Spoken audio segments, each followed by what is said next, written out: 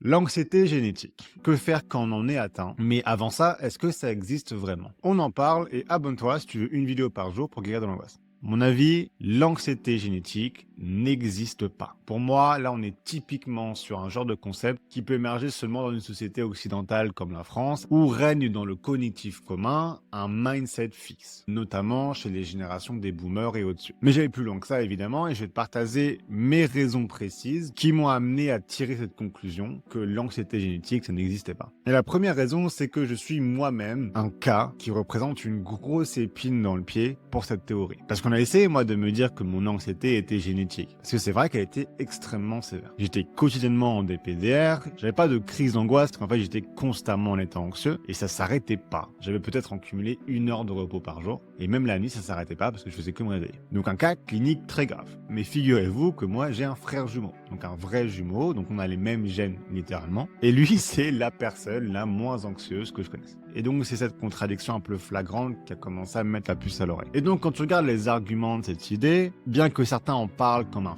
fait scientifique, il n'a absolument pas été prouvé. On n'a juste pas trouvé l'allèle d'un gène qui coderait la sensibilité à un trouble anxieux. Comme on a identifié, par exemple, que le gène 3 du chromosome 15 donnait la couleur des yeux brunes.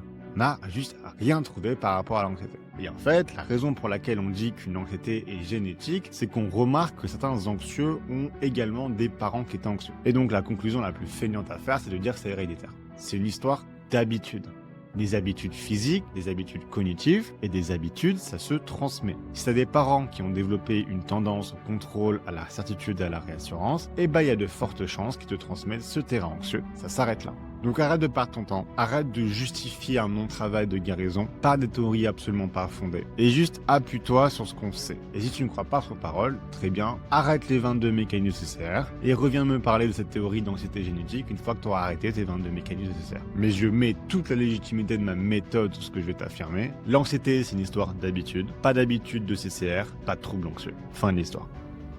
Et voilà, donc j'espère que ça t'a apporté quelque chose cette vidéo. Si tu as un trouble anxieux et que tu veux commencer ou compléter ta guérison, je t'ai préparé un petit quiz que tu peux faire maintenant gratuitement qui va te générer un compte-rendu PDF assez conséquent qui te donnera des conseils personnalisés sur l'état de ton anxiété actuelle et comment compléter ta guérison. Tu trouveras ça via le lien sur mon profil.